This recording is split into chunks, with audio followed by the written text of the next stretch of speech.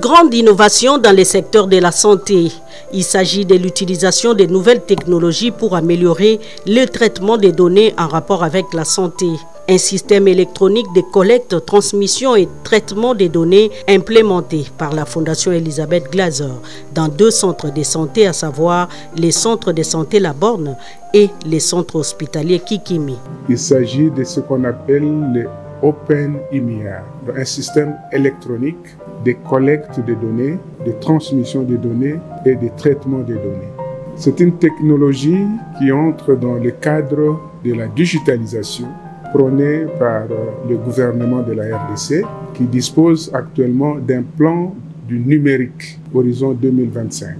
Il s'agit d'utiliser les nouvelles technologies pour améliorer les différents secteurs de la vie nationale, y compris dans le traitement des données par rapport à la santé des populations. Donc, il s'agit en résumé d'un outil qui permet de capter en temps réel les informations des patients tout au long de leur circuit au niveau de la structure de santé, sans nécessairement utiliser le papier. Donc, il s'agit d'un outil 100% digital qui permet de capter les informations et de générer en temps réel les rapports par rapport aux activités qui se déroulent au niveau de ces structures. C'est un grand changement parce que si vous observez bien ce qui se passe au niveau de nos structures de santé, nous utilisons principalement les systèmes papier. Vous avez beaucoup de registres, beaucoup de papiers à remplir, beaucoup de formulaires et à la fin, la qualité des données pose problème. Avec cet outil, nous allons remplacer le papier par le numérique et améliorer sensiblement la qualité des données, la vitesse de la transmission des données et l'analyse, la qualité de l'analyse de nos données.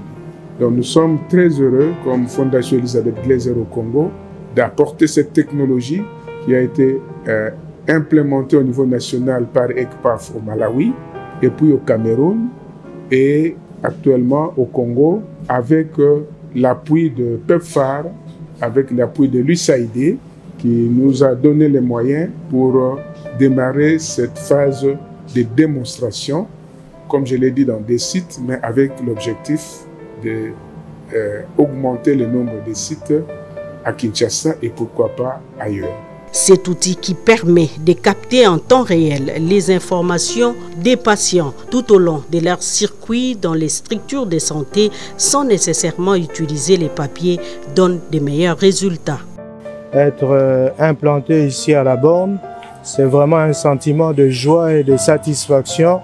Déjà, nous voyons les premiers résultats en termes de diminution, par exemple, du temps d'attente des patients, parce que cette numérisation nous permet vraiment d'avoir un parcours de soins assez fluide pour les patients qui avant traînaient longtemps à la réception, parce que durant plusieurs années, nous avons essayé d'implanter le même système d'informatisation, mais qui s'est soldé par des échecs.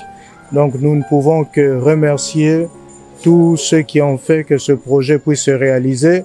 Alors nous attendons que ce projet que nous avons vraiment adopté puisse aller de l'avant, continuer, se pérenniser, même les équipes.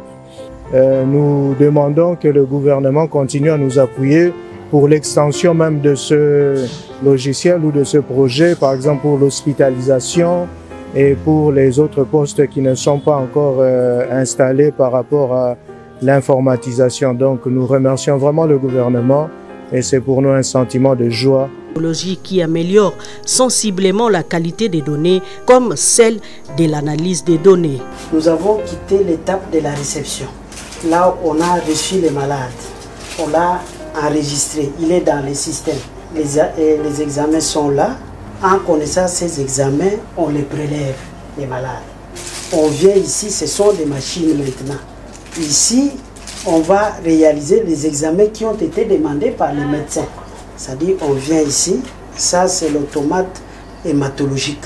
On prend l'échantillon du malade, on amène ici, on met dans l'automate, et puis l'automate va nous donner le résultat par rapport aux paramètres hématologiques demandés par les médecins. C'est un peu ça. À travers ces projets de numérisation, la Fondation Elisabeth Glaser EGPAF veut, par cette technologie qui entre dans le cadre de la digitalisation, appuyer les gouvernements qui disposent d'un plan de numérique horizon 2025 afin d'améliorer les différents secteurs de la vie, y compris dans les traitements en rapport avec la santé. Cela est rendu possible avec le financement de PEPFAR et l'USAID.